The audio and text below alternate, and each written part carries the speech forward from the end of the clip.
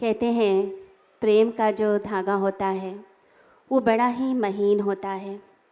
हवा के झोंके से भी टूट जाए इतना महीन होता है, लेकिन तलवारें भी चाहें तो इस धागे को तोड़ नहीं पाती। और ये प्रेम का धागा ही है जिसके कारण हम अपनी गुरु से जुड़े हुए हैं। हमने हिमालय की ऊंची चोटियां देखी हैं, ऊंचे ऊंचे शिखर देखे हैं। हिमालय के सबसे बड़ी चोटी पर, सबसे ऊंची चोटी के ऊपर जो सबसे सुंदर फूल खिला है वो हमारे सतगुरुदेव हैं। हमारे गुरुदेव जो प्रेम की मूर्ति हैं, जो करुणा को, वात्सल्य को फैलाते हैं, सारे जगत का कल्याण करते हैं और जिनकी मुस्कान में ऐसा लगता है कि सारे गम जो हैं हमारे दूर हो जाते हैं जब वो मुस्कुराकर देखते हैं। उनका आशीर्वाद, उसी के लिए तो हम सब यहाँ पर एकत्रित हैं। वो आशीर्वाद मिलता रहे, वो कृपा मिलती रहे। वो ऐसी गंगा है जिस गंगा में स्नान किया जाए तो मनुष्य पवित्र हो जाता है। जब मैंने दीक्षा ली थी तो दीक्षा से पहले मुझे अनुभूति यह हुई कि मेरे सामने गंगा बह रही है और सब स्नान कर रहे हैं, मैं क्यों पीछे रह जाऊं? तो मुझे भी स्नान करना चाहिए, मुझे भी दीक्षा ले लेनी चाहिए। राह में बिकते थे अनमोल हो गए, तेरी महफिल में सतगुरु कोहिनूर हो गए। तो गुरु की महफिल में ही कोहिनूर हो जाता है कोई भक्त, पवित्र हो जाता है। तो गुरुदेव के सानिध्य में रहकर मैंने कुछ बातें अपनी ज़िंदगी में सीखी। सबसे पहले तो मैंने ये सीखा कि आपका वो जो विश्वास है, उस विश्वास को आपको हमेशा दृढ़ रखना चाहिए। कुछ भी हो जाए, गुरु के प्रति, ईश्वर के प्रति जो आपका विश्वास है वो अडिग होना चाहिए कि कैसी भी परिस्थिति हो, कैसी भी समस्या हो, मेरे साथ वो शक्ति है, गुरु शक्ति है, परमात्मा की शक्ति है, मेरा कुछ बुरा कभी भी नहीं हो सकता। ये विश्वास हमेशा आपके मन में रहना चाहिए। और मैं जब भी कहीं भी जाती हूँ, कुछ भी काम करती हूँ अपनी ज़िंदगी में, मैं हमेशा उस शक्ति को महसूस करती हूँ कि जैसे मेरे ऊपर उस ईश्वर का, मेरे गुरु का साया है, आशीर्वाद है। तो मुझे ऐसा लगता है कि सभी भक्तों के अंदर वो विश्वास दृढ़ हो कि मेरे साथ मेरा गुरु है, मेरा कुछ बुरा कभी भी नहीं हो सकता। ये विश्वास अपने अंदर जमाते जाइए।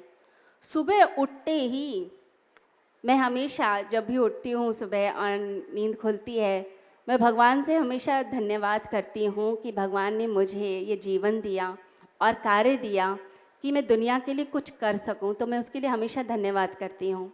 और दूसरा, मैं धन्यवाद करती हूँ अपने माता पिता को कि जिनकी वजह से मैं इस धर्म की राह पर आई, सच्चाई के, धर्म के, सत्य के मार्ग पर मैं चलती जा रही हूँ। और अपने गुरुदेव का धन्यवाद देती हूँ। तो मैं चाहती हूँ कि ये कुछ चीज़ें हम भी अपनी ज़िंदगी में अपनाएं। रोज़ सुबह धन्यवाद ज़रूर दें।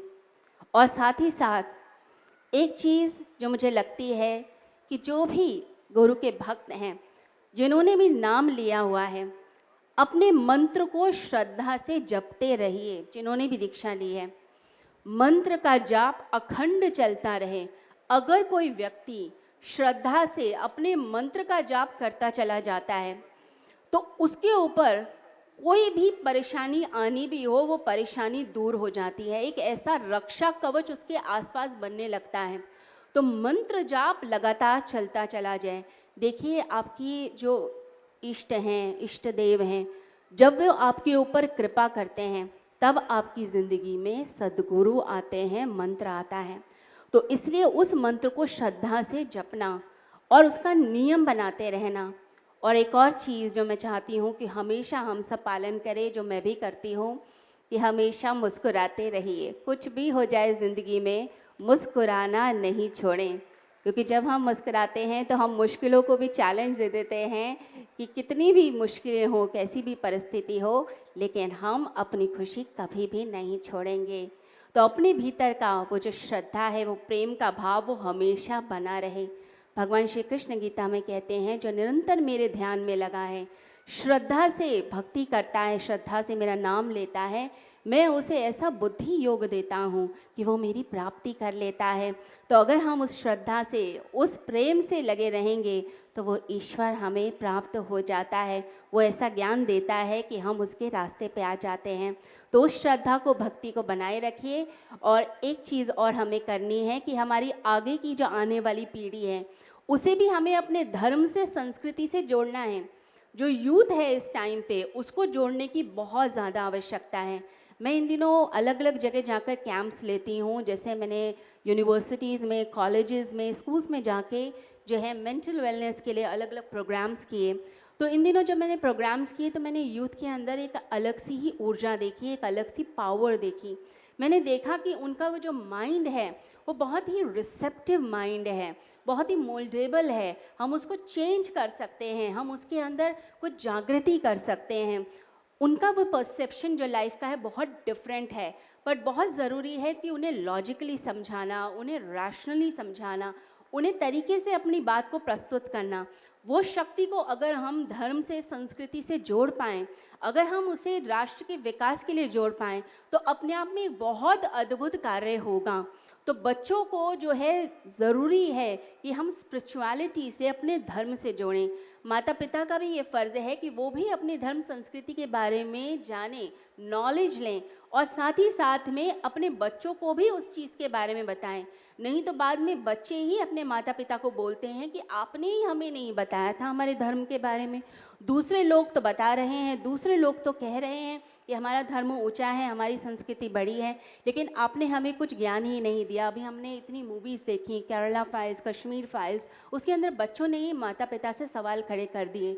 तो आपकी पीढ़ी आगे क्या बनने वाली है, भविष्य क्या बनने वाला है, उसके लिए गुरुओं से जोड़ने की आवश्यकता है, ऋषि परंपरा से जोड़ने की आवश्यकता है। और ज़रूरी है कि हम अपने सनातन संस्कृति से जोड़ें।